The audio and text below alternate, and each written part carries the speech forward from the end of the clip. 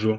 Et du coup, j'ai fait des refontes de formation en tant qu'ingénieur pédagogique avec une expertise en neuropédagogie et en ludopédagogie, donc comme celle d'Aline de The Bay Boost, donc une formation business coach, mais j'ai fait aussi d'autres formations sur le community management, sur la gestion du stress, sur la cartomancie, par exemple. Donc ça peut être très divers et varié. En fait, l'ingénierie pédagogique, ça touche différents types de formations, hein, des soft skills au sens large. Et donc voilà, donc ça fait 19 ans que je suis dans ce milieu. Moi, j'adore ça. C'est vraiment mon truc, la pédagogie. Et du coup, aujourd'hui, l'idée, c'est de vous faire découvrir de façon simple comment on peut rendre une formation plus attractive, plus engageante, motivante avec ces techniques neuro et ludo, ou même ludo et neuro dans cet ordre-là. Parce que du coup, j'ai appelé ma méthode la méthode LUNE pour ludo et neuro en abrégé. Alors, je vous préviens, je vais vous faire participer. Ça va être interactif. Ça va pas être compliqué, hein. L'idée, c'est de prendre en même temps quand même du bon temps. Mais l'action, c'est ce qui permet vraiment d'apprendre, de s'acquérir des nouvelles connaissances. Et donc, il n'y a rien de mieux que ça. Et comme ça, en plus, vous aurez des cas concrets. Voilà, donc moi, j'aime bien appliquer ce que j'apprends, bien entendu. Voilà, ok. Et ben, je crois qu'on va pouvoir démarrer. Alors, est-ce que vous êtes prête? Yes. Je vais. Super. Et ben, je vais partager mon écran. Je vous ai concocté une mind map. C'est pour mon côté neuro. Vous allez voir, l'idée, c'est que le cerveau, il fonctionne pas de façon rectiligne. Et du coup, il fait des embranchements d'idées. Et ben, c'est pour ça que je vous ai préparé ça. Alors, je vais me présenter différemment, comme ceci. Hop, voilà, c'est parti.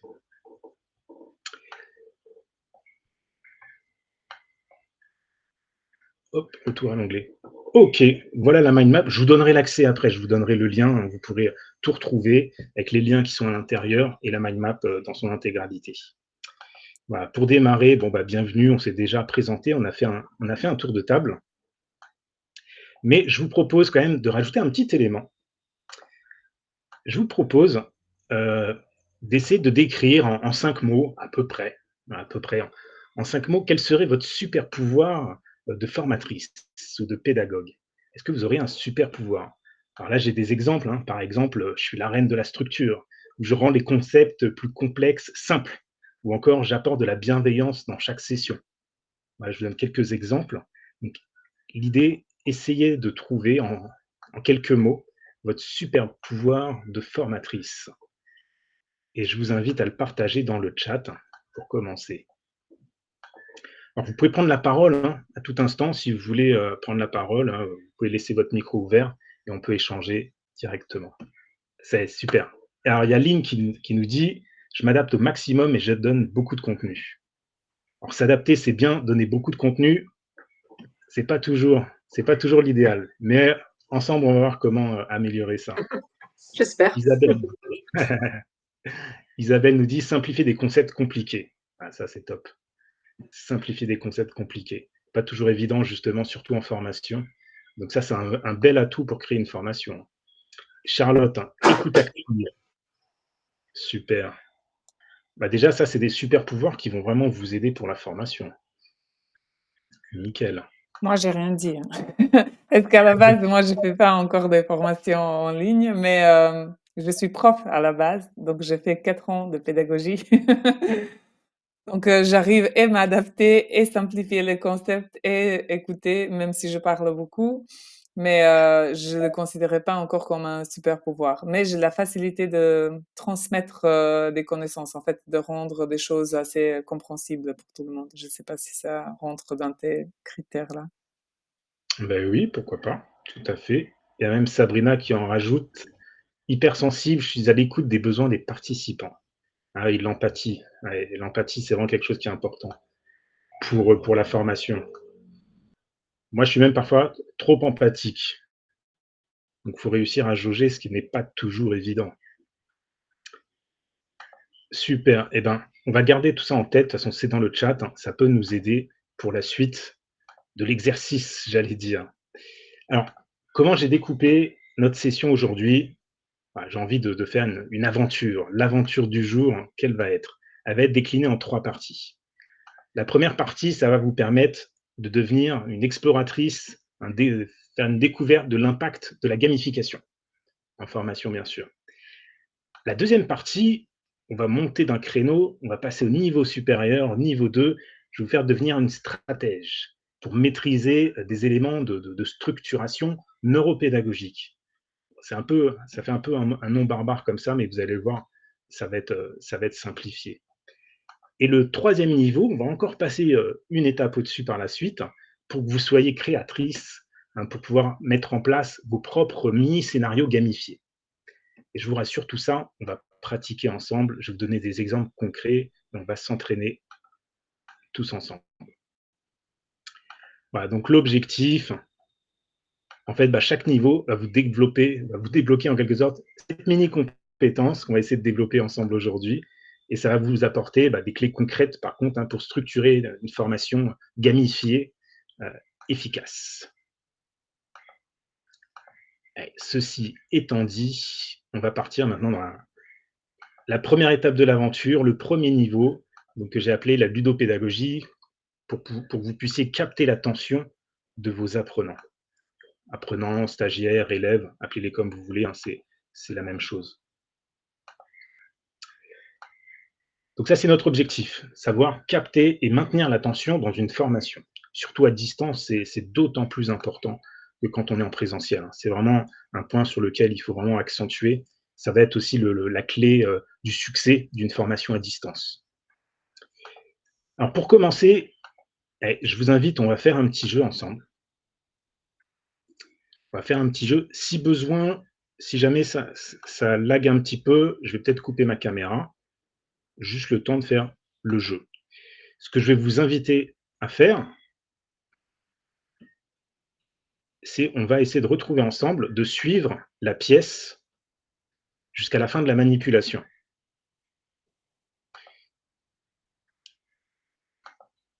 Ok, je coupe ma caméra un instant pour pas que ça lag, pour pas que ça bloque trop. Voilà, donc, ok, je mets pause. Donc là, on a une pièce. Ok, on a une pièce dans la main. Vous connaissez ce principe, hein, le jeu des gobelets. Il va poser un gobelet par-dessus la pièce. Il va déplacer les gobelets. Il va faire son magicien. Et nous, on va tout simplement suivre la pièce. Et à la fin, il faut qu'on sache, qu'on essaye de déterminer où se trouve la pièce. Ok? C'est parti. J'envoie la vidéo.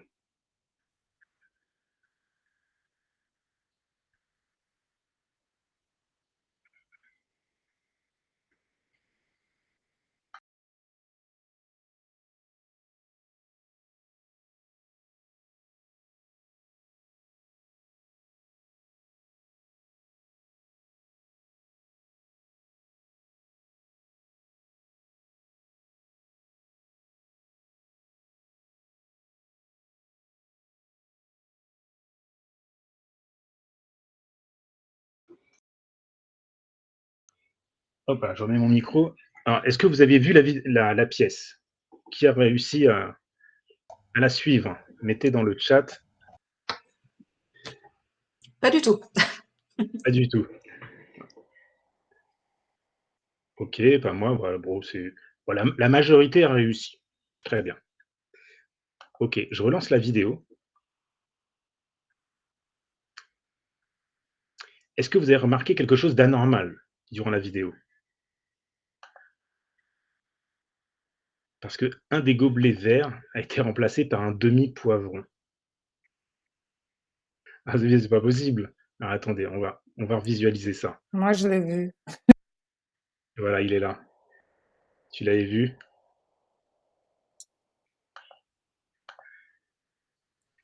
Est-ce que vous l'aviez vu? Est-ce que tout le monde l'avait vu? Non. Non plus. Alors, qu'est-ce qui s'est passé? Donc là, en fait, je vous ai demandé de suivre la pièce, je vous ai demandé de rester focus sur la pièce, ce que vous avez fait, sauf peut-être Sacha. T'as peut-être pas bien suivi la pièce. Si, j'ai suivi la pièce, mais en fait, je vais te dire après.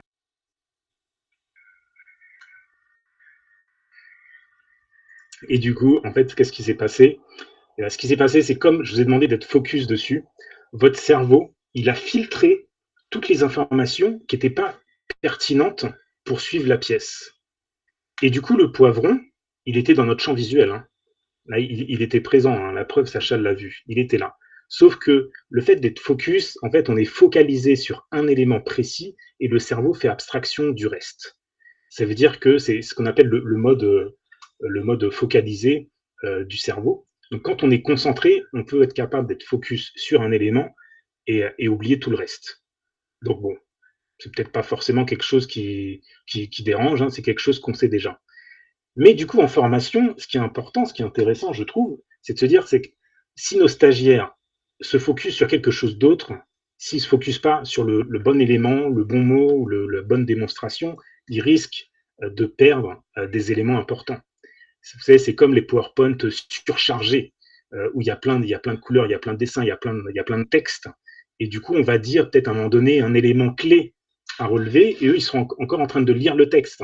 Et du coup, ils risquent de perdre l'élément le plus important que je suis en train de dire. Par exemple, quand on fait des formations en ligne, full en ligne, c'est pareil. Si je parle de plein de choses et que je ne mets pas suffisamment l'accent sur l'élément vraiment à retenir, eh ben, je risque de perdre cet élément vraiment important. Il risque de passer à côté. Donc ça, c'est un premier élément, voilà, que je voulais mettre en avant.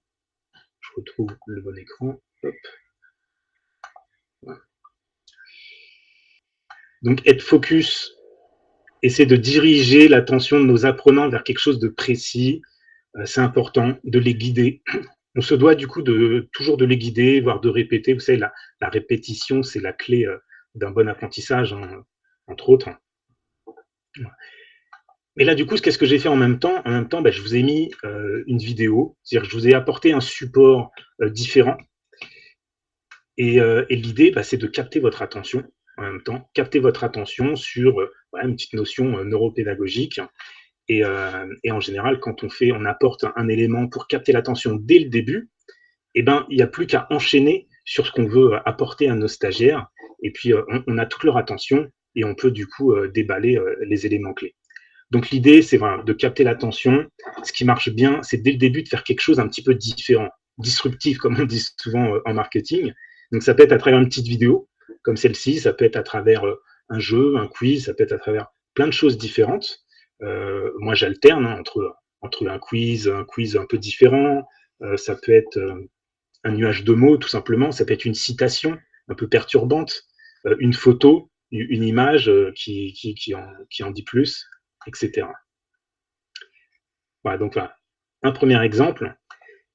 Et du coup, derrière, ce que j'aimerais continuer du coup sur la ludopédagogie. Donc la ludopédagogie, elle peut permettre dès le début d'une session de capter l'attention.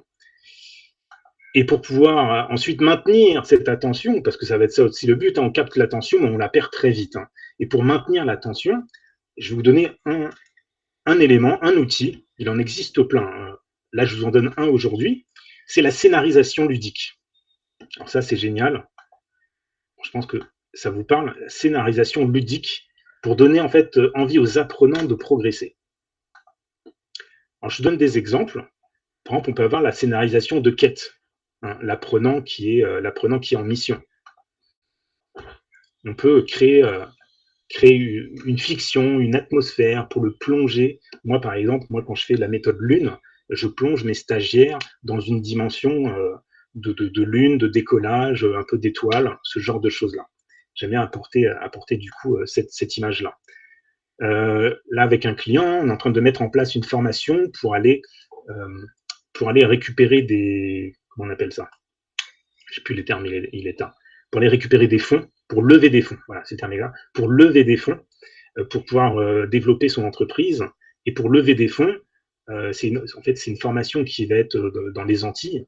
Et du coup, ce qu'on a fait, la scénarisation, donc c'est un entrepreneur qui est en quête de vouloir lever des fonds. Il va passer en fait d'île en île, il va voyager et au fur et à mesure, il va découvrir les parcours pour pouvoir créer par exemple son business plan, après pour pouvoir rencontrer des banques, des business angels, etc., etc. Et il a une quête et puis on le fait avancer au fur et à mesure pour lui apprendre les concepts clés.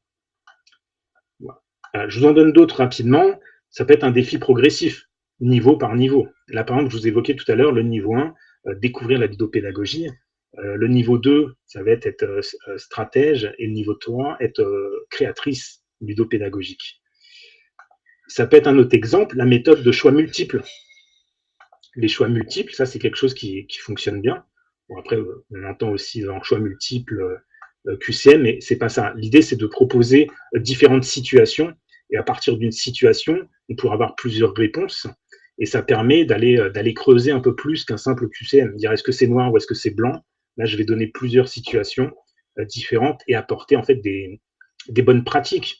Par exemple, pour une formation en communication, je pourrais donner une situation, je sais pas, avec un employeur et ses salariés, un problème de communication, on explique un fait, et après, qu'est-ce qu'on va faire? On peut donner plusieurs situations possibles, et en fonction du choix de chacune, on va apporter des bonnes pratiques de communication qui pourraient correspondre à chacune de ces choix.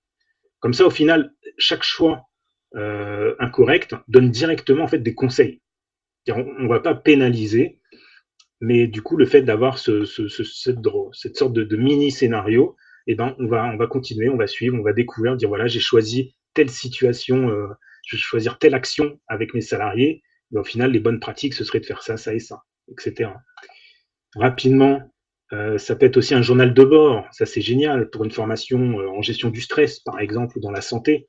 Ça peut être bien de mettre en place un carnet de voyage de l'apprentissage, où au fur et à mesure, à chaque module, on va découvrir une nouvelle méthode. Le premier module, je sais pas, un exercice de respiration. Le module suivant, je vais découvrir un exercice différent de développement personnel. Et puis à chaque fois, je vais prendre des notes, je vais écrire tout ce que j'ai fait dans l'exercice, ce que j'ai ressenti, et ça me fait mon petit carnet de bord, mon journal de bord. Ça va être, du coup, en quelque sorte, on peut l'appeler ça le carnet de voyage de l'apprentissage. Et un dernier exemple, après je vais vous demander d'essayer de réfléchir par rapport à vos sujets de formation futurs, le modèle compétitif. Ça c'est pas mal, mais ça se joue à plusieurs. Donc si vous faites des formations en groupe, ça peut être intéressant parce que ça challenge. On peut créer des challenges, un peu de compétition, pas trop non plus, mais un petit peu. Hein, ça remotive en créant des petits jeux challengeants. Celui qui répond le plus vite, il va avoir des points, il va avoir des éléments en plus, ou faire des challenges en binôme. Ça aussi, ça marche très bien, créer des binômes. Ça rassure aussi quand on est dans des formations de groupe.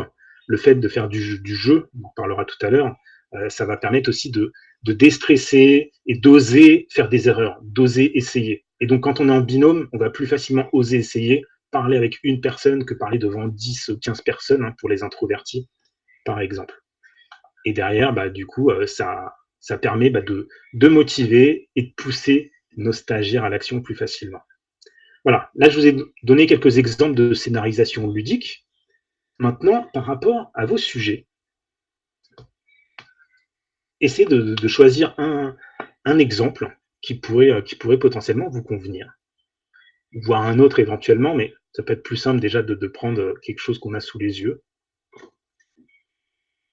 Dès que quelqu'un en a trouvé, je vous invite à prendre la parole. Oui, Alors, Charlotte? pour moi, je pense que dans le domaine de la santé, en tout cas, l'apprenant en mission, j'aime bien, parce que c'est quelle est la mission? La mission, c'est de développer l'expérience patient. Et du coup, voilà, d'arriver à débloquer en fait petit à petit cette mission-là pour qu'à la fin, le patient soit satisfait. Ça pourrait être une idée en tout cas. Super. Excellent. Quelqu'un veut rebondir? Ouais, moi, je serais plus sur le journal de bord, hein, parce que déjà en coaching, moi, je l'utilise beaucoup quand je fais du one-to-one avec des coachés. Ils ont toujours un cahier de coaching et ils notent effectivement leurs avancées, il y a des exercices entre chaque séance, donc c'est toujours un journal de bord. Donc déjà, il y a le concept, mais j'aime bien d'avoir ce carnet de voyage aussi, d'évolution. Ça, c'est un concept qui est aussi sympa de voir l'évolution par rapport au début, d'avoir d'être en étape en fait. Ça, c'est bien. Ouais, comme ça, on crée vraiment un parcours, et là, du coup, les stagiaires sont vraiment acteurs de leur formation, de leur Absolument. apprentissage. Ouais. Super. Puis je trouve que c'est motivant de voir l'évolution. Ouais, c'est clair. Voir l'évolution, c'est vraiment un élément aussi important pour Mhm. qu'on leur montre qu'ils avancent, qu'ils évoluent. Sinon, c'est vrai que comme on parle souvent, il y a un plateau. Hein, au début, quand on avance d'apprendre quelque chose, il y a l'excitation du démarrage, et après, à un moment donné, il y a un plateau où on dit, mince, j'avance plus. Et là, c'est à nous de leur montrer qu'ils avancent. Ok, super. Quelqu'un d'autre a une idée? Oui, alors moi, je veux bien rajouter justement, parce qu'il y a ce sujet d'évolution qui me parle beaucoup, et ce serait plutôt sur le défi progressif, niveau par niveau, ou par exemple, quand je parle de acquérir les qualités du leader de demain, par exemple, et voir en fonction tel niveau ça va être ça, tel autre niveau ça va être ça. Donc ça, je le verrais bien, en fait. Je trouverais ça pas mal. Ouais. Je peux te donner un exemple de celui-là. Je l'ai fait avec un client sur le SEO. Et du coup, on avait fait plusieurs niveaux. Et le premier niveau, c'était, par exemple, le novice en marketing. Novice en marketing, tu découvres les bases du SEO, tu commences à faire deux, trois tâches. Et après, au fur et à mesure, tu montes en niveau et à la fin, tu as le statut pro du marketing, par exemple. Et comme ça, tu avances. Bon, il y a des exercices pratiques, bien sûr. Mais voilà, comme ça, tu vois un parcours qui se dessine et tu avances niveau par niveau. Ok, merci. Moi, j'aime bien le choix multiple aussi. Je trouve que ça peut être sympa, comme tu disais, par rapport à la mise en situation pour que les gens essayent et proposent. Je pense notamment à tout ce qui peut être mise en situation sur les questions d'inclusion, d'handicap en entreprise. Mmh. Parce que, bon, évidemment, je raisonne en termes de RSE, mais ça peut être assez sympa, je trouve. Ouais. Et surtout quand il n'y a pas forcément une bonne réponse, quand il peut y avoir plusieurs solutions, ça peut être effectivement intéressant. Et ça ferme moins de dire non, la réponse c'est ça, la solution c'est ça, et tu dois l'accepter. Ça laisse aussi des portes ouvertes. Ouais. Super. Hop là, je vais dézoomer un peu. Super, voilà. Alors, quel sujet? On en a déjà parlé tout à l'heure. Voilà, donc là, c'était à vous de jouer. Donc là, ça veut dire quoi? Là, l'idée, c'est de se dire, bah, aujourd'hui, ce qui peut être intéressant, ce qui peut rendre aussi une formation aussi plus ludique et surtout plus captivante. Ludique, ça ne veut pas dire forcément mettre en place un jeu, hein, faire le jeu de loi ou sortir des cartes à jouer. C'est pas forcément ça, hein, bien entendu. Et là, comme ça permet vraiment de fluidifier un parcours pédagogique. Et en fait, ça vous apprend à scénariser, voilà, un parcours, comme je vous ai mis, hein, qui apporte une dimension ludique, imaginative, personnalisée même, hein, pour l'experte de l'adaptation. Ça, c'est intéressant. Du coup, on personnalise la formation. Ça rend aussi immersif. Et puis, ben, en fait, tout ça, c'est propice à la motivation, à l'engagement. Et du coup, par conséquent, c'est même propice à la mémorisation et au passage à l'action. Donc, c'est vraiment des façons de construire un parcours qui sont vraiment intéressantes à mettre en place. Et vous voyez, vous avez déjà des idées de mise en place. Et du coup, et bien là, vous commencez, vous avez déjà atteint le premier niveau d'exploratrice, ludopédagogique. Voilà, vous avez découvert des bases pour éveiller la curiosité par la gamification. Allez, on passe au niveau suivant. À notre tour de passer au niveau suivant.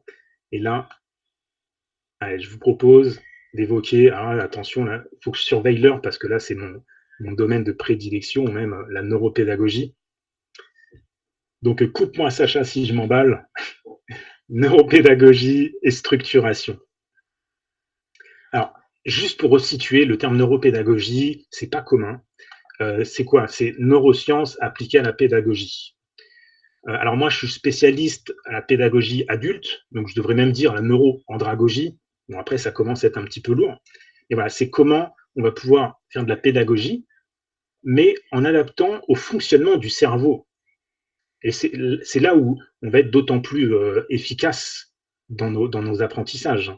Je donne toujours l'image, c'est comme si on me demandait de concevoir un gant sans connaître la morphologie d'une main. Je risque de faire 2 doigts, une moufle, 3 doigts, 6 doigts, etc. Ça risque d'être pas adapté au mieux. Et donc, quand on fait un parcours pédagogique, comprendre au moins les bases du fonctionnement du cerveau dans l'apprentissage, hein, ça nous apporte un sérieux plus. Donc là, l'objectif, ça va être de voir comment on peut structurer un contenu pour un apprentissage progressif, mais surtout optimisé. Allez, j'ai encore un petit jeu pour vous. Une énigme. Alors, le cerveau adore les énigmes. Vous pouvez en insérer dans vos formations. D'ailleurs, moi, j'avais construit une formation pour un client basée uniquement sur une énigme. C'était un meurtre.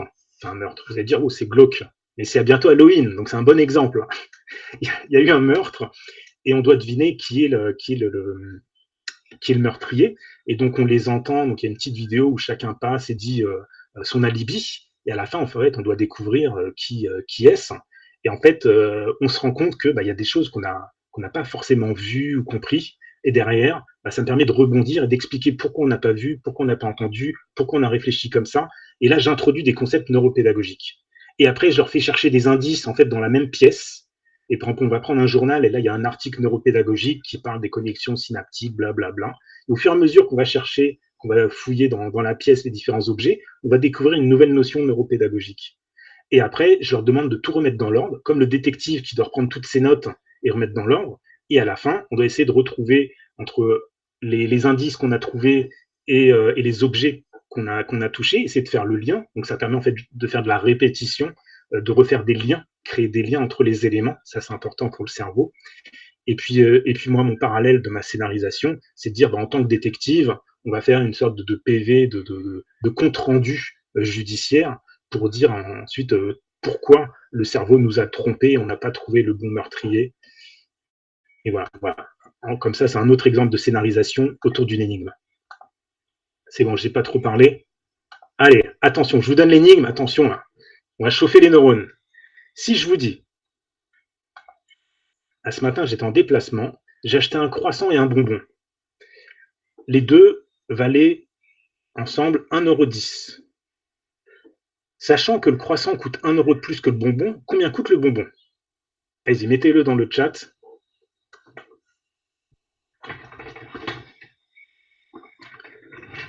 Donc un croissant et un bonbon qui valent aux deux 1,10 €. Le croissant coûte 1 € de plus que le bonbon. Combien coûte le bonbon? C'est pas compliqué. Allez-y, mettez dans le chat combien coûte le bonbon.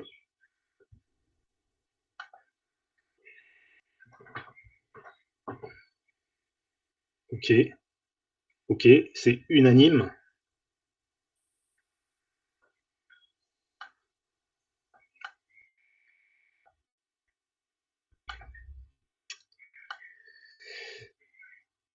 Ok. Alors, si je vous dis que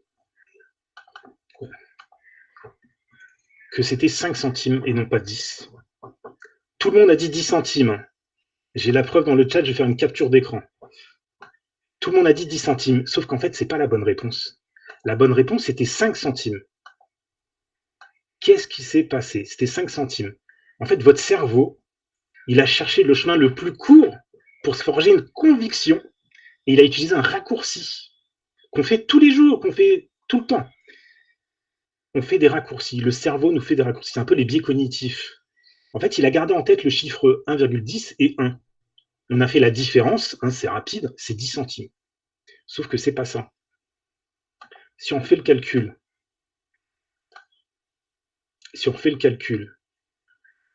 déjà, est-ce que vous voyez le truc avant que je développe? Alors moi, pas du tout. Moi, je reste campée sur mon 10 centimes. Moi non plus. Ah, si, moi c'est bon, c'est vrai que c'est bon. Ouais. Mais j'ai hâte de connaître l'explication parce que je vois pas comment 5 centimes plus 1 €, ça peut faire 1,10 €, quoi. Non, c'est 1 € de plus. Oui, 1 € de plus. C'est 5 centimes le croissant, le bonbon, et 1 € de plus. 1 € de plus, ça fait 1,05 €. 1,05 € le croissant. C'est ça. C'est 1,05 € le croissant et 0,5 Mais le croissant, il coûte 1 €. Il coûte pas 1,05 €. Mais non, Isabelle, elle a rien, j'ai compris. 1 € de plus. Non, le croissant coûte 1 € de plus que le bonbon. Ah si oui, oui. Là, de plus. Si le bonbon il coûte 10 centimes, le croissant il coûte 1 € de plus, donc 1,10 € plus les 10 centimes du bonbon, on a 1,20 €. Ouais. Compris. C'est vicieux, c'est vicieux. Ouais. c'est vicieux, mais justement, c'est pour démontrer que le cerveau, tout de suite, il dit 1,10 €, 1 €, bon voilà, c'est 10 centimes, hein, je fais la différence et c'est rapide. Sauf que notre cerveau nous a biaisés. Il nous a biaisés, il y a des biais comme ça. Il fait des raccourcis. On pourrait parler de raccourcis cognitifs. C'est ce qui arrive souvent. C'est ce qu'on appelle le système intuitif. Alors, c'est pratique parce que dans la vie de tous les jours, ça nous permet de ne pas trop réfléchir et puis de s'économiser et de pouvoir faire et d'enchaîner des tâches. C'est comme quand je conduis ou quand je téléphone, quand je marche, je fais des choses de façon intuitive. Quand je vais en caisse pour payer avec de la monnaie, je fais aussi de façon intuitive. J'ai l'habitude, tant que les sommes sont arrondies, ça va encore, je peux le faire de façon intuitive. Mais dans certains cas, comme dans ce cas-là, je pense que ça peut être intuitif et en fait, ça ne l'est pas parce que j'ai pas décortiqué suffisamment la question. Et du coup, ce qui se passe, c'est que le cerveau, quand il peut, il fait des raccourcis et il fait des automatismes. En fait, c'est des automatismes. C'est comme faire du vélo. Je réfléchis pas.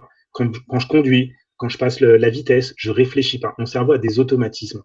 Le cerveau est fait en fait pour s'économiser. À la base, le cerveau est extrêmement énergivore. Il consomme la majorité du sucre et de l'oxygène du corps. Et du coup, pour s'économiser, il fait des raccourcis.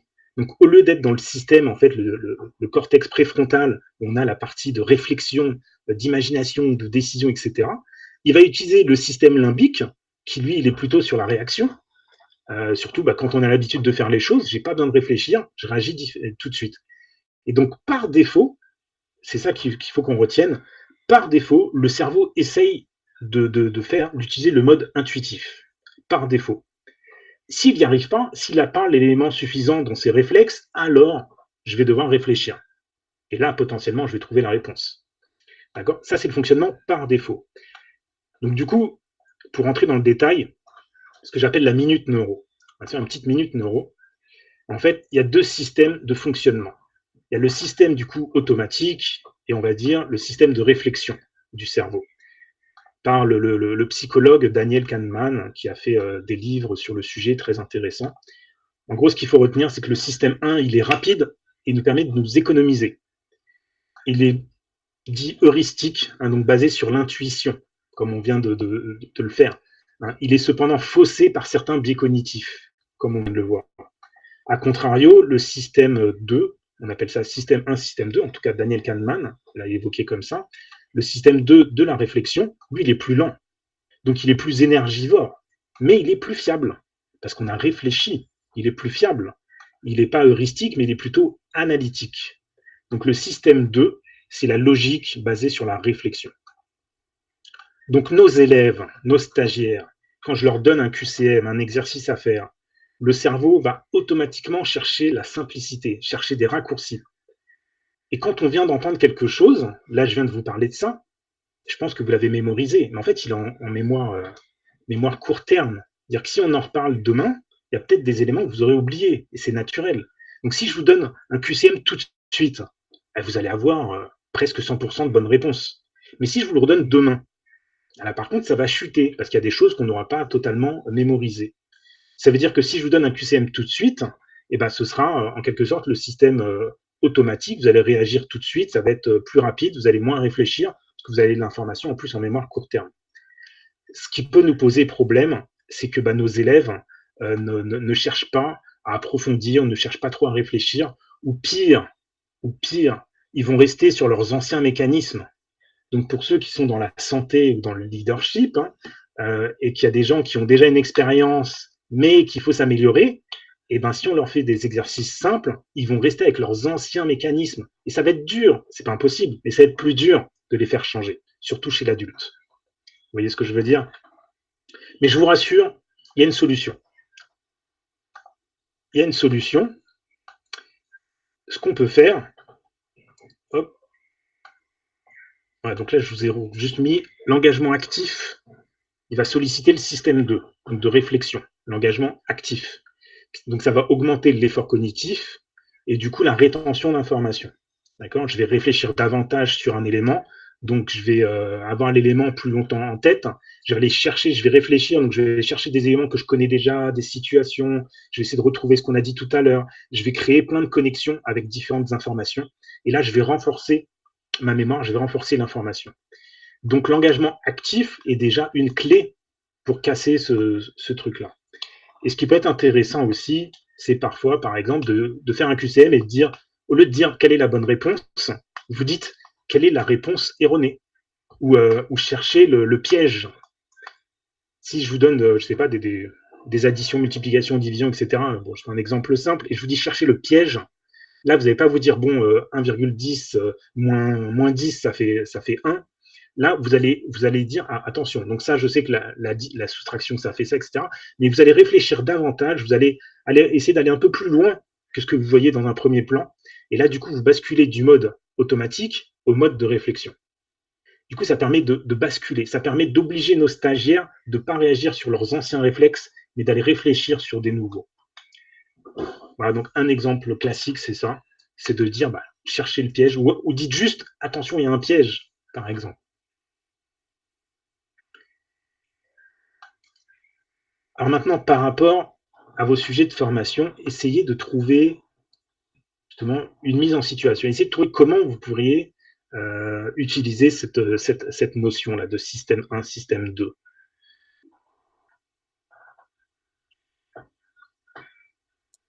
En fait, moi, je ne le vois pas du tout dans ce que j'apprends les gens à faire, parce qu'en fait, moi, je suis pas encore dans la formation comme toutes les autres filles présentes. Mais en fait, quand j'étais prof de géo, donc pour mon TFE, en fait, le travail de fin d'études, en fait, j'avais fait un exercice comme ça. On apprenait de la géographie pas du tout de même manière que les autres, ils l'apprenaient à l'école, donc on n'avait pas du tout le même système. Et donc, c'était pour inciter les gens, en fait, à se rappeler des choses, comme, je sais pas moi, les voyages de Magellan ou voilà, toutes les grands fleuves dans le monde, mais à travers des différents jeux où, justement, je leur donnais, mais je ne le savais pas à l'époque, hein, que c'était ce que tu es en train de nous expliquer, mais de leur donner des exemples, genre je leur donne 5 rivières et je leur dis de trouver celle qui appartient à l'Asie, à continent africain, ou voilà. Donc ça peut être aussi une parallèle sur ça, non?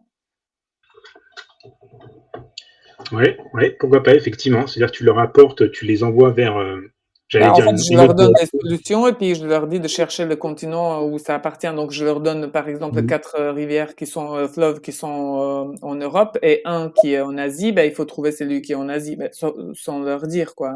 Voilà. Mais je sais que ça n'a pas vraiment le lien avec les formations, donc je laisserai les filles parler plus, peut-être. Est-ce que quelqu'un a une idée? Alors moi, j'avais juste une idée qui me venait comme ça, mais en utilisant pas mal d'images. Je ne pense pas forcément au photolangage, parce qu'il y a une autre utilisation. Mais si on veut utiliser des images sur un thème précis, leur demander de trouver l'intrus, par exemple. Tout à fait. Absolument. Comme ça les oblige à tout regarder, à essayer de voir des détails. Et du coup, là, ils vont être vraiment en mode réflexion, effectivement.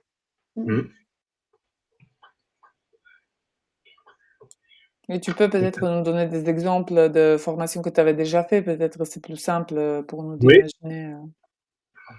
complètement. Donc, je vais donner le premier exemple, c'est de donner, voilà, prendre des QCM et de dire quelle est, voilà, où est l'erreur. Ça peut être aussi d'utiliser, par exemple, ce qu'on appelle des méthodes déductives. C'est-à-dire que souvent, quand on fait un cours, c'est qu'on dit, bah voilà, aujourd'hui, on va parler, je sais pas, de neuropédagogie. Donc,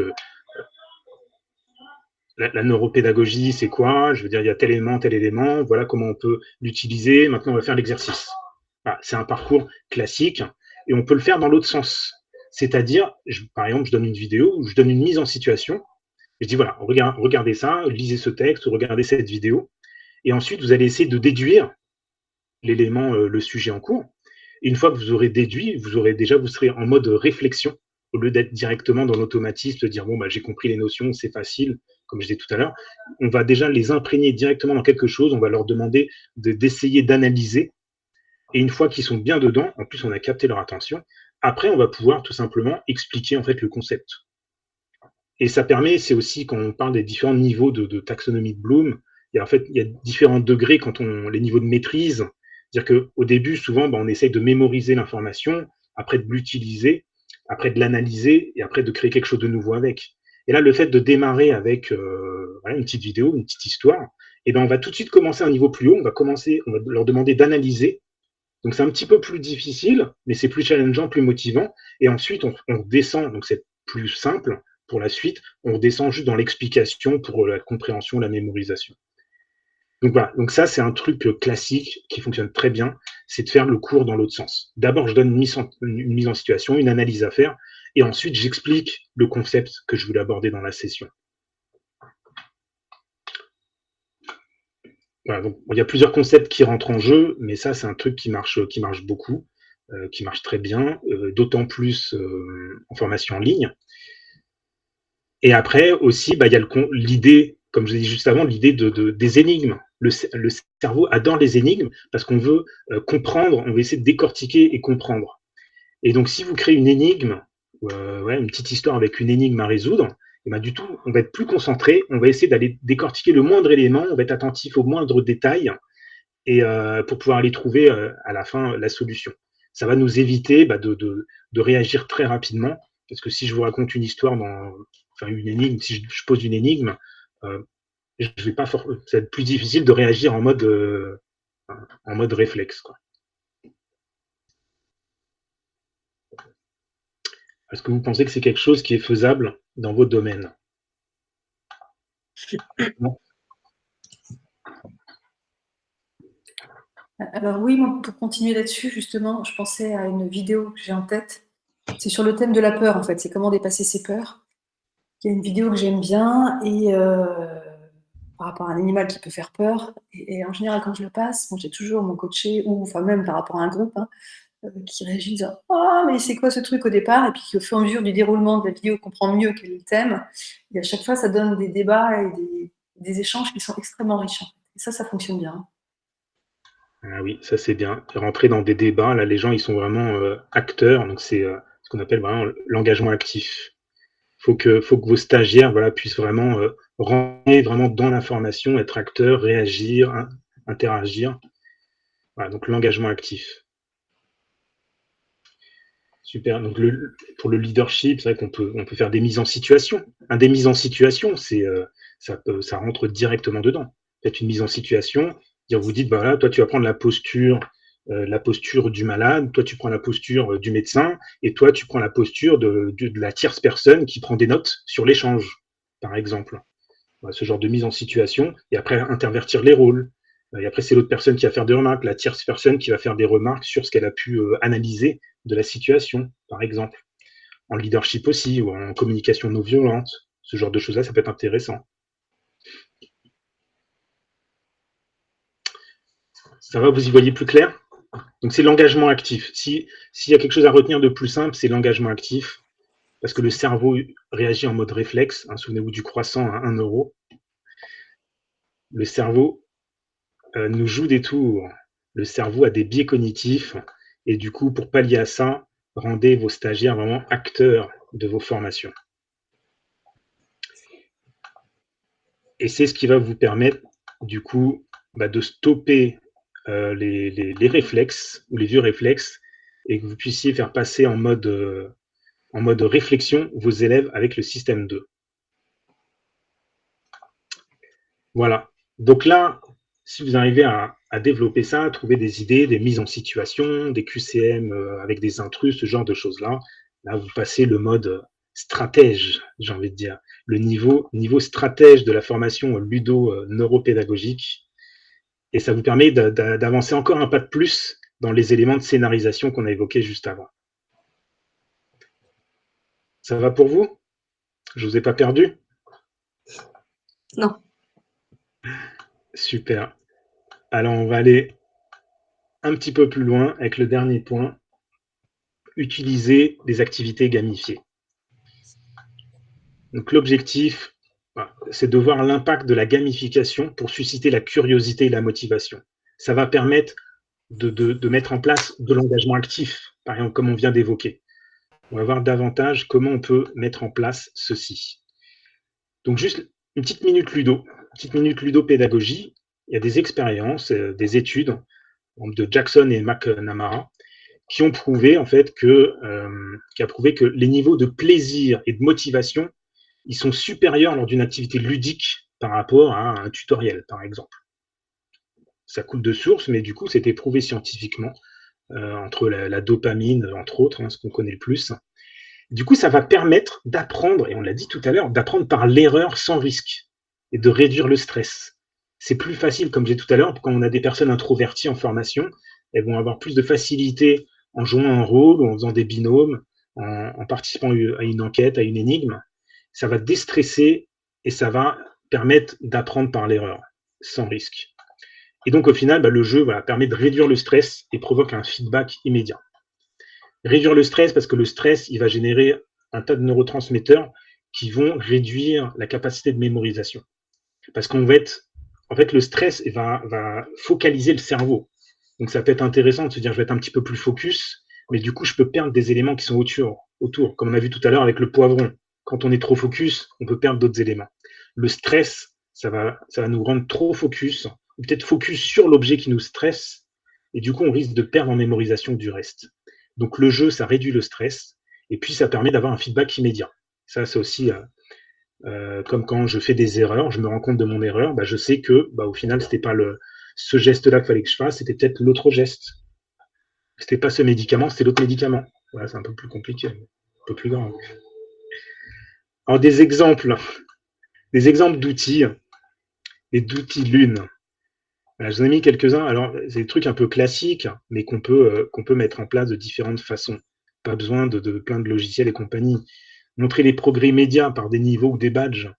On peut très bien prendre une icône d'un badge et puis le mettre dans un PowerPoint ou dans un Canva, par exemple, pour montrer qu'on a progressé.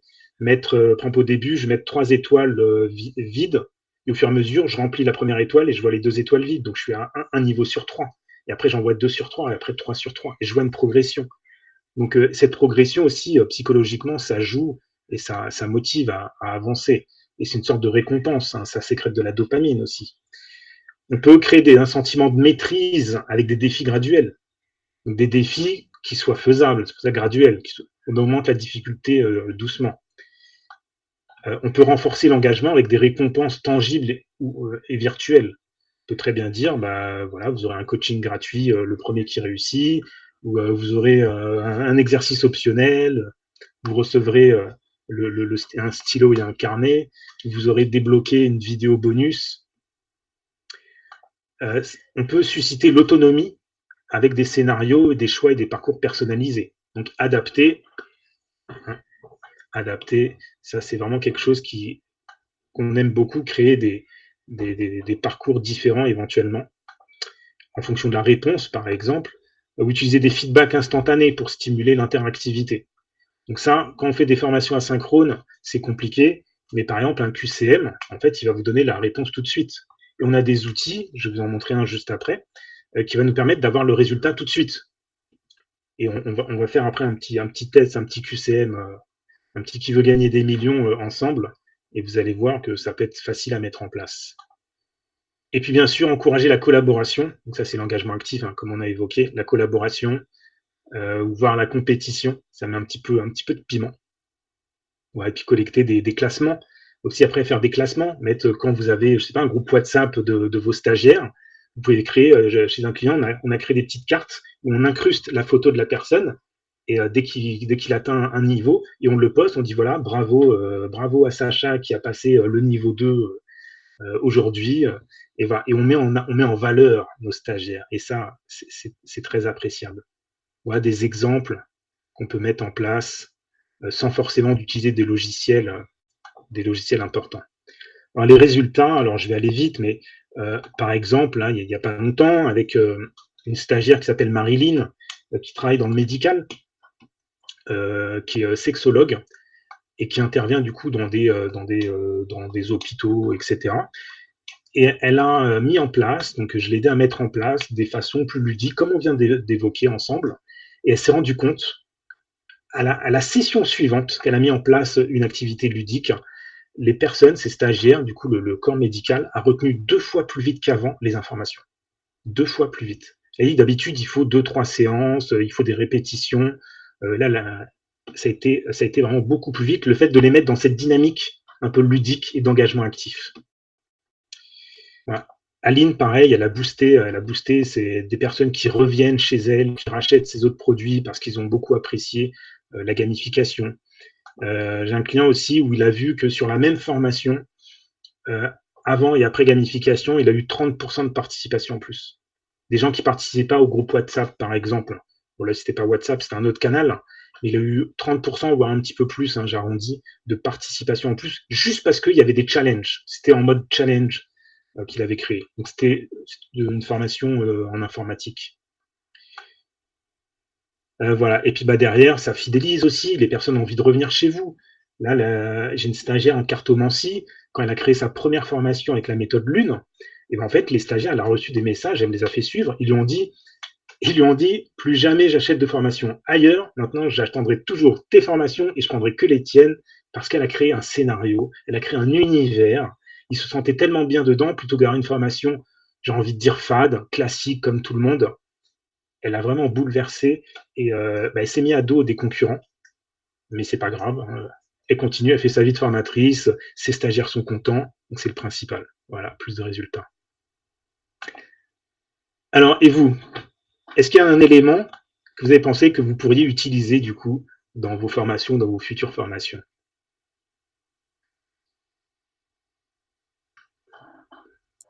Mais bon, je vais aller. En fait, moi, j'adore en fait ce concept et tout. Et ben, pas pour moi, mais donc de nouveau. Mais et tu me diras si c'est exactement ça.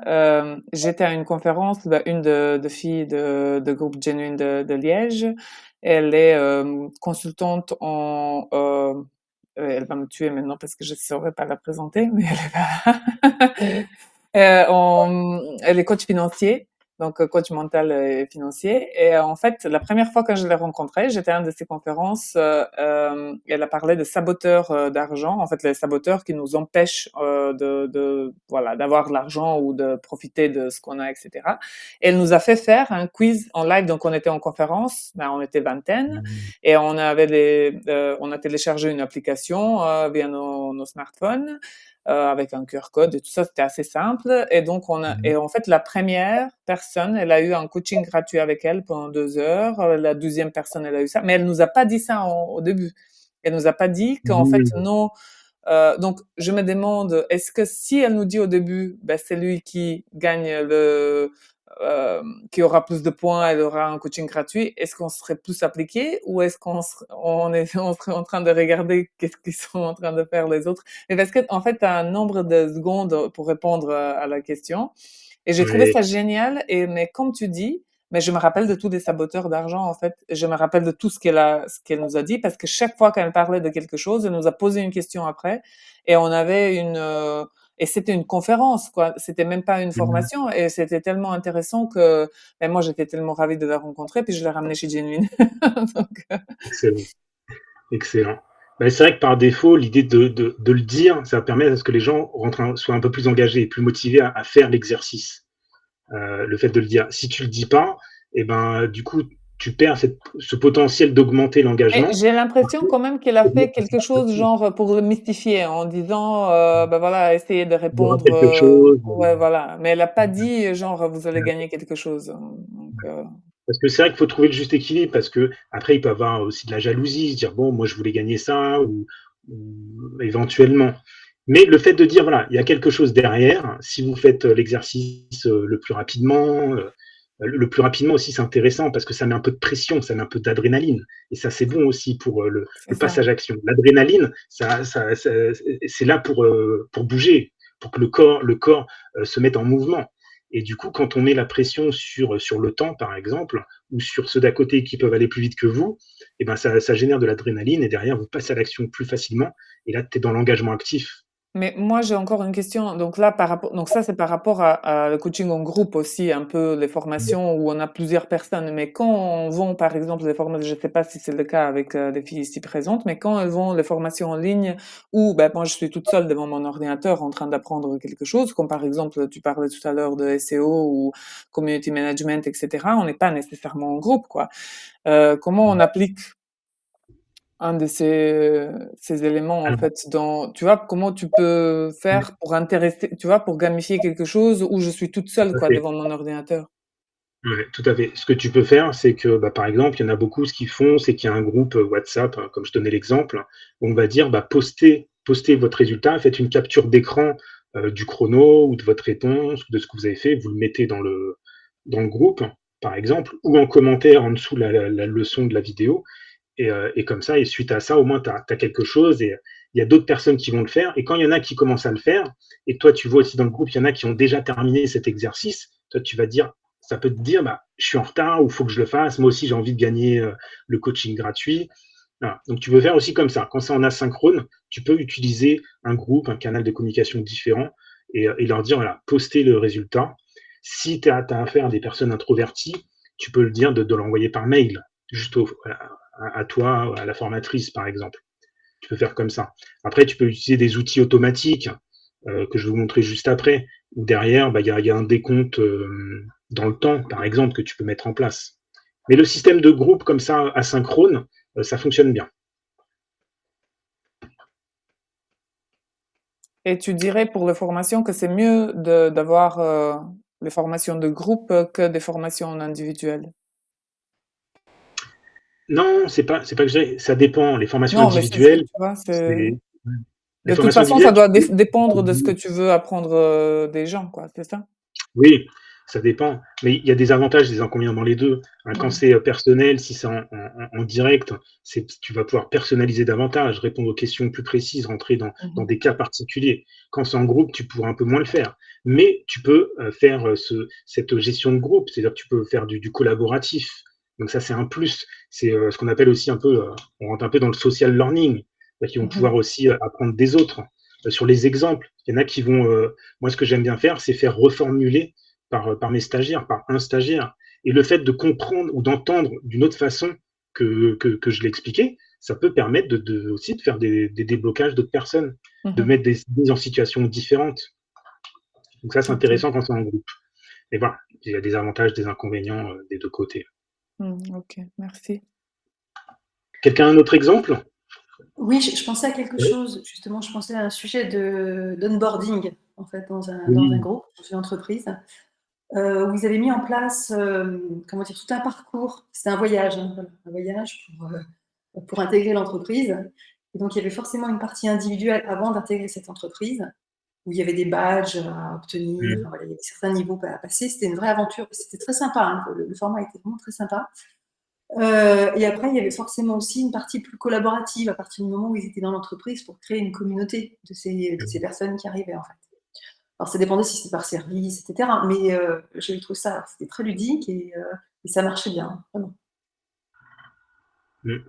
Non, c'est vrai que c'est motivant et puis ça permet, même Mm. dans les réseaux sociaux, quand tu crées ton compte sur LinkedIn, tu as un système comme ça d'avancement pour dire, bah voilà, tu as déjà créé 20% de ton compte. Après, il déclenche un trophée, même sur Instagram. Il dit, voilà, tu as déjà fait X posts, tu as décroché le trophée du meilleur, je sais pas, community manager, etc. Allez, continue à configurer, il te manque encore ça à configurer dans ton compte, rajoute une photo, rajoute machin. Et comme ça entraîne à aller plus loin pour un badge qui est visuel, qui est virtuel, qui représente rien, mais au niveau du cerveau, ça crée comme ça à le faire, quoi. Ah bah, très clairement, hein, surtout que la partie administrative, parfois c'était un peu galère de récupérer certains documents. Là, le fait Mmh. que le futur employé dise, un futur collaborateur ait ses badges à gagner, même s'il était seul face à ça, hein, Mmh. bah, ça crée une envie, ça crée un engagement, en fait, hein, déjà. Ouais. Et ça fait gagner du temps à tout le monde, très clairement. Mmh. Donc, il y a le côté opérationnel, un vrai gain opérationnel pour les services administratifs qui gèrent le démarrage Et de ces oui. nouveaux collaborateurs. Après, ce qui peut fonctionner, mais ce qui est un peu vicieux, c'est de pas finir quelque chose. C'est-à-dire que tu fais en sorte que tu lui fais commencer quelque chose, mais tu lui dis voilà, là c'est pas terminé, la suite elle est après. La suite elle est après, tu auras un badge différent ou un accès à quelque chose après, et donc il va falloir que tu termines ton profil par la suite. Et le cerveau n'aime pas ce qui n'est pas terminé. Hein. C'est comme ça vous est déjà arrivé d'avoir une chanson en tête toute la journée. Une chanson qui... Parce que le matin, quand vous préparez, vous avez écouté la radio, vous avez entendu une chanson, vous êtes parti et vous êtes trotté dans la tête. En général, c'est parce que la chanson, vous n'avez pas entendu jusqu'au bout. Et si après, vous mettez la chanson jusqu'au bout, le cerveau a fait le tour complet, et là, en général, ça peut vous libérer.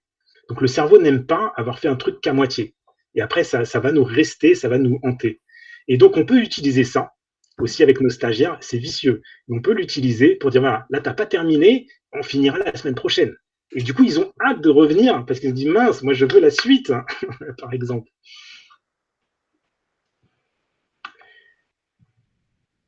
Ok. Allez, on a un petit peu débordé. Ben voilà. Et donc, avec tout ça, déjà, essayez de mettre en pratique ça. Ça vous permet de devenir une créatrice ludo.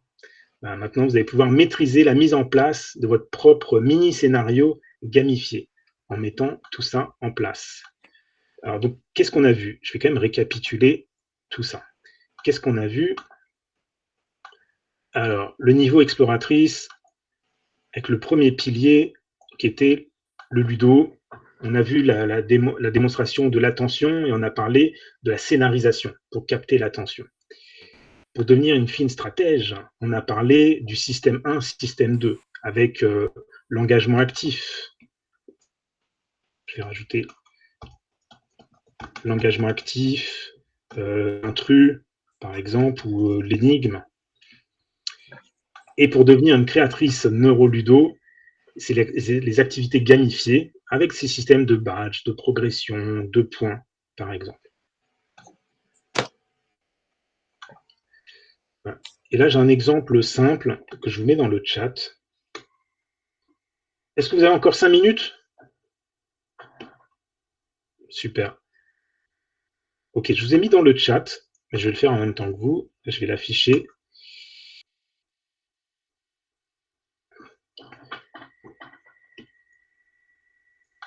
Voilà, je vous ai mis dans le chat. Donc, vous pouvez faire le QCM. C'est un QCM, il y a 5 questions. Ça reprend des éléments qu'on a vus. Il est 20h14. Du coup, on a débordé. Donc, je vous invite à essayer de le faire vite. Hein. On va se donner 1 minute. D'accord?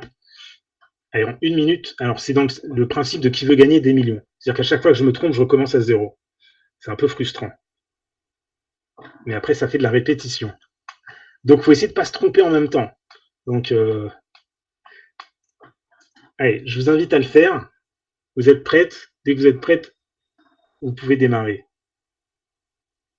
Allez, il est 20h15, je vous laisse jusqu'à 20h16. C'est parti. Est-ce qu'on peut mettre un chrono ici?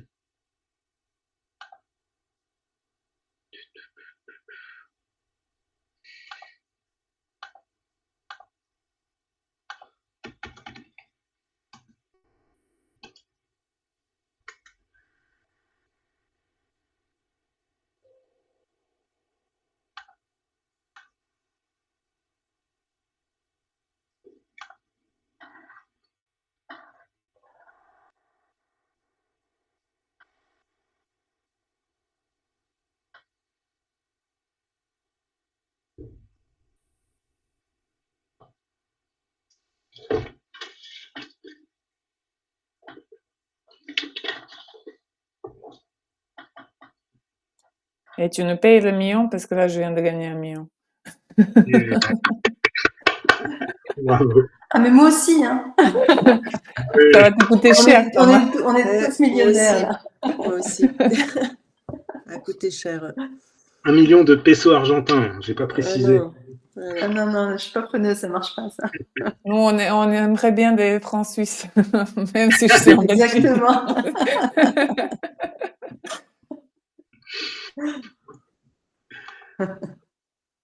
Super. Oh, bah, bravo. Bah, j'en profite là, pour ça, c'est un outil, c'est gratuit, DigiTools.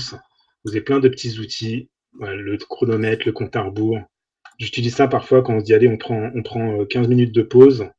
Ça met aussi un peu la pression, mais ça permet aussi d'avoir les stagiaires un petit peu plus à l'heure. Même si on déborde un petit peu, c'est pas grave. L'objectif, c'est juste d'essayer d'à peu près un peu réguler. En tout cas, il y a plein d'outils comme ça. Donc, il existe plein d'outils gratuits. Il n'y a pas seulement des outils payants. Un jeu de dés.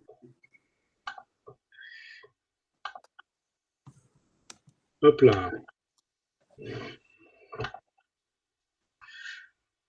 Enfin voilà. Bon, tout ça, il existe plein d'outils différents. Il n'y a pas que des outils payants, il n'y a pas que des outils hors de prix. On peut même faire des choses soi-même avec Canva. Et donc, voilà, il y a plein de choses à faire qui fonctionnent bien. Le principe qu'il faut garder en tête, bah, il faut capter l'attention de nos stagiaires. Il faut susciter leur envie, leur motivation à travers l'engagement actif, à travers quelques techniques neuropédagogiques ou de gamification, hein, comme la scénarisation, comme susciter le système 2, par exemple. Et tout ça, déjà, ça va augmenter drastiquement les résultats des apprentissages. Voilà, si je peux dire, si je peux résumer en quelques mots. Et puis, bah, je vous invite, ouais, j'ai fait un petit un Google Form, un formulaire pour avoir vos retours, bah, pour toujours améliorer. Hein, les formations sont jamais parfaites. On peut toujours améliorer. Tu Je me suis peux, trompé. Thomas, si les filles sont d'accord, tu peux nous envoyer ça par mail. Comme ça, on le perd pas ici dans le chat, ça restera pas. Ouais, ouais, tout à fait. Je vous envoie par mail, comme ça, je vous envoie, si ça vous convient, je vous envoie la mind map. La mind map. Cool. Comme ça, vous retrouverez tous les exemples, les vidéos. Et puis bah, moi, du coup, moi, j'ai également j'ai quelques réseaux sociaux. Alors, je suis pas moi, mon truc, c'est la pédagogie. Hein. C'est pas les réseaux sociaux.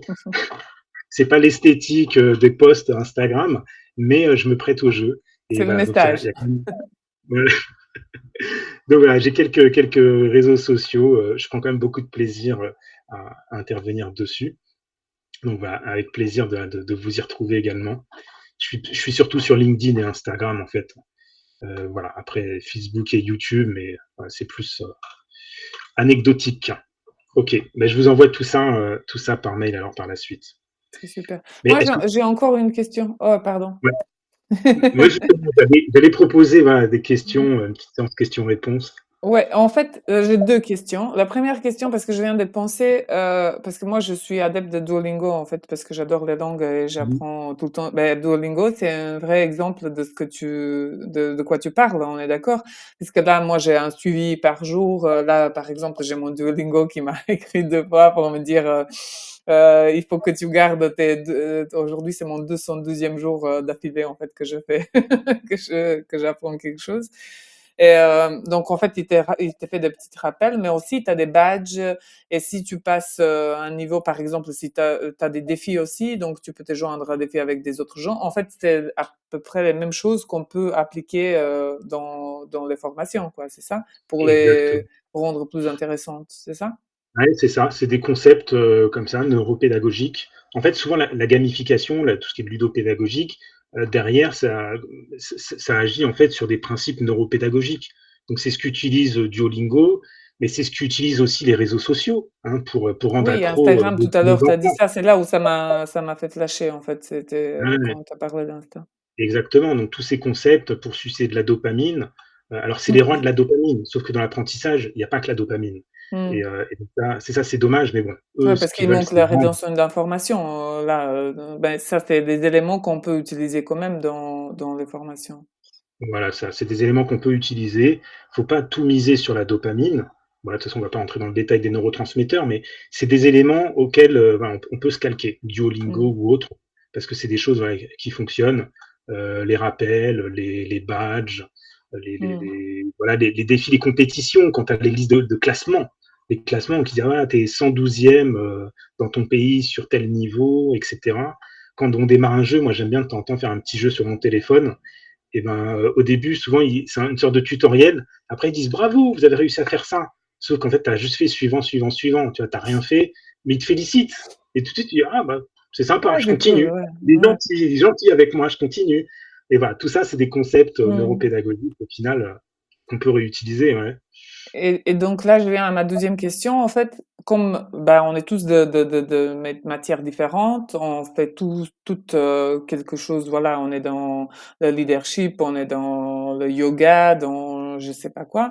Moi, dans le marketing ou voilà. Si demain on fait des formations, de quelle manière tu travailles avec ces différentes personnes? En fait, tu dois donc comprendre ce qu'on fait et en fait tu adaptes ce que tu organises. En fait, voilà, je sais pas comment tu fonctionnes, tu veux nous expliquer? Ah, on l'a perdu. Bah, voilà, j'ai trop parlé.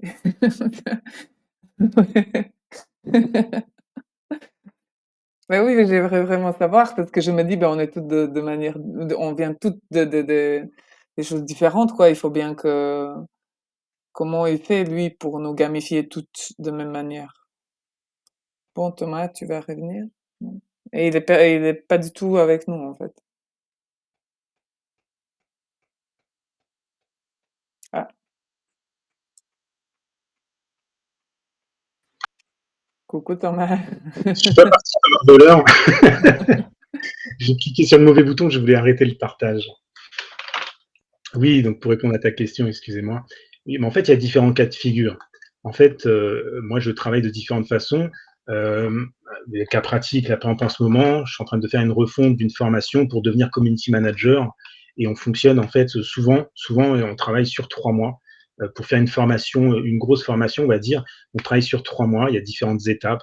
C'est qu'il y a une première étape, on va essayer enfin, je vais auditer les besoins réels de vos stagiaires, essayer de comprendre vraiment votre sujet, ce que vous voulez apporter à vos stagiaires. Ensuite, on va essayer de dessiner un programme détaillé, un programme de formation avec des principes neuropédagogiques. Et la troisième étape seulement, on va commencer à créer quelque chose. Ça peut être des supports de cours, ça peut être des exercices, ça peut être des slides, des vidéos, etc. Et la dernière étape, pour ceux qui font des vidéos asynchrones, des formations en ligne, la dernière étape, ça va être de choisir les outils pour mettre en ligne et puis compresser les vidéos, peut-être faire du reformatage ou je sais pas quoi, faire ce qu'on appelle la médiatisation, c'est mettre tout ce qu'on a créé, tous les médias, donc les supports, les exercices, les vidéos, etc., les mettre en ligne. Donc ça, c'est ce que je fais souvent sur des formations, ce qu'on appelle blended learning, c'est une partie en ligne, une partie en direct. Et sinon après, je fonctionne du coup en individuel ou en fonction du sujet.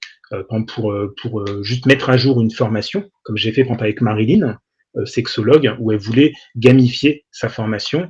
On se fait des sessions d'1h30, des sessions d'1h30 pour pouvoir justement analyser ce qu'elle a, après que j'apporte des idées, qu'on travaille ensemble sur ce qu'on peut faire. Par exemple, je lui avais apporté une dizaine de scénarisations possibles. Elle en a sélectionné 3. Et après, on a développé les 3. Et après, elle en a mis en pratique une première. En fonction des retours, on a retravaillé les 2 autres pour les adapter au mieux. Donc, on travaille voilà, en plusieurs volets, en faisant des séances d'1h30. C'est un bon compromis pour travailler comme ça sur des formations. Que ce soit pour juste créer des exercices ludiques, par exemple, ou que ce soit pour faire un programme complet. Voilà, pour moi, c'est un peu le même principe. Et du coup, derrière, j'apporte mon expérience avec les outils, le choix des logiciels, payants ou gratuits, en fonction du budget et du besoin de chacun. Et puis, j'apporte aussi des modèles que ce soit pour le programme, que ce soit pour des slides, par exemple, ou ce qu'on appelle des scénarios, des plans de séance, pour pouvoir organiser son intervention en live et pas être faire ça, j'allais dire en live, ça fait une répétition, pas faire ça n'importe comment, être structuré, c'est savoir que les 10 premières minutes, je fais le tour de table, après la minute suivante, il faut un truc pour capter l'attention, ensuite, je démarre mon sujet. Ensuite, pendant 10 minutes, je fais l'exercice. Ensuite, il me faut un truc pour relancer l'attention avec des petits éléments, ce que j'appelle une neuro-checklist, pour pas oublier justement certains points qu'on a tendance à oublier si on fait ça comme ça sans penser, pour injecter toujours dans la mesure du possible, des concepts neuropédagogiques et comme ça avoir une trame qui est bien construite pour nos stagiaires. Voilà. Et après, à côté de ça, forcément, j'ai des formations en ligne. J'ai des ateliers gamification ou la méthode Lune qui se suit également en asynchrone, qui permet de faire en fait l'ensemble, hein, comme je viens d'évoquer, hein, la partie structuration, gamification, création de contenu, mise en ligne, voilà, de A à Z. Ok. Bon, merci. Et les filles, si vous avez des questions, moi après j'aurais aussi une question pour vous. Moi, j'ai une question par rapport au support. Parce que là, je vois que ton support était, entre guillemets, léger en tant qu'apprenante, entre guillemets. Après, c'est vrai que tu nous as tellement fait participer que, voilà, on a retenu les points principaux et j'imagine que si on a une question, enfin, à un moment donné, un besoin, on va se référer à ça, puis ça va revenir parce qu'on a été active. Mais quand tu es en B2B, ce qui est par exemple mon cas, si je fais une formation, j'ai tendance, moi, à vouloir donner beaucoup de support écrit sur les concepts, les normes, etc. Est-ce que le fait, parce que pareil, j'ai donné des cours à des BTS et on m'avait dit, au début, moi j'étais arrivée, je voulais leur faire justement, parce que moi j'appelle la classe inversée, c'est-à-dire leur dire, bah voilà, la semaine prochaine, on parle de tel thème. Je voulais leur donner des supports, alors pas forcément écrits, mais plutôt des vidéos, ce genre de choses, et qu'après, on voit ce qu'ils n'avaient pas compris. Et en fait, je me suis fait retoquer par le directeur qui m'a dit non, ils sont pas du tout matures pour prendre des notes. Alors qu'on parlait donc de BTS, c'est-à-dire des bacs plus 2, pour ceux qui connaissent pas. Et du coup, il a fallu que je fasse mes supports de cours rédigés au mot et à la virgule près. Et en fait, je me suis fait la remarque que c'était catastrophique en termes d'attention et l'absentéisme était assez élevé, etc. Ouais, Voilà. tout à fait. En fait, ce qu'il faut faire, c'est que les supports, là, on est dans un webinaire, on n'est pas vraiment dans une formation Ouais. en tant que telle. Donc, mais de toute façon, le support, faut bien rappeler ce que je rappelle toujours à mes élèves. On parle de support, c'est pour qu'on puisse s'appuyer en tant que formateur, formatrice, on va s'appuyer sur un élément visuel. Et donc, le cerveau, il enregistre plus facilement le visuel que les mots. Parce que les mots, il va falloir traduire le symbole en un sens. Et donc, c'est une charge cognitive supplémentaire. Et en plus, plus il y a de mots, plus on va lire, moins on va écouter. C'est comme les gens qui lisent leur PowerPoint. En plus, quand on lit, la vitesse de lecture et la vitesse de lecture et la vitesse à voix haute n'est pas la même. En plus, il y a une désynchronisation. Enfin, bref, on a tout faux quand on fait ça. Du coup, ce qu'il faut faire, c'est vraiment un support light, un support de présentation light, comme j'ai essayé. C'est pas toujours facile, mais comme j'ai essayé de faire par exemple aujourd'hui. Par contre, après, tu peux avoir le même support, tu fais un duplicata, le même support, et là, tu développes davantage. C'est-à-dire que tu peux commencer par faire ton support développé, comme ça, toi, tu as ton parcours complet, et à partir de ça, tu fais une copie et tu l'allèges. Et c'est celui-là que tu peux faire. Et le premier, toi, tu as ton anti-sèche, et que tu pourras aussi partager du coup à tes élèves. Okay. Un peu comme ça. Ouais. Ça marche. Ouais, c'est ce qui me semblait. Merci. Je t'en prie. Est-ce que quelqu'un d'autre a une question? Allez, une petite dernière pour la route. Ça va? Bon, ouais, super. Super, super. Bah, merci en tout cas d'avoir joué le jeu, d'avoir participé. Merci à vous. En plus, c'est bien, on n'était pas trop nombreux, donc c'est vrai que quand on est moins nombreux, c'est plus facile aussi que quand on est 10, 15, ou là, c'est là où on a un travail de formateur, formatrice, il faut savoir gérer son groupe. Et surtout quand il y a des personnes qui parlent beaucoup, je digresse, mais 30 secondes, quand il y a des personnes qui parlent beaucoup, il faut aussi les gérer, savoir donner la parole à ceux qui parlent moins, mais en même temps, ceux qui parlent moins, ils peuvent être sensibles, ils peuvent être et ne pas vouloir participer. Donc après, il faut vraiment réussir à jauger, mais voilà, faut essayer de les faire participer et voir si vraiment ils veulent pas, machin, les frileux, bon, on les laisse. Mais voilà. Après, il y a vraiment une gestion de groupe qui est extrêmement importante. J'en parle parce que j'ai encore vu d'autres personnes il n'y a pas longtemps qui ont une gestion de groupe désastreuse. J'ai ma femme qui suit une formation. Ils sont pas nombreux, enfin pas nombreux, ils sont une dizaine, mais ils font de la psychologie et pédagogiquement, c'est horrible, comme raconte. Bon, après, c'est le défaut professionnel. Hein. Je vois du coup toutes les erreurs pédagogiques. Voilà, c'est une petite parenthèse. Excellent. Bon, les filles, plus rien?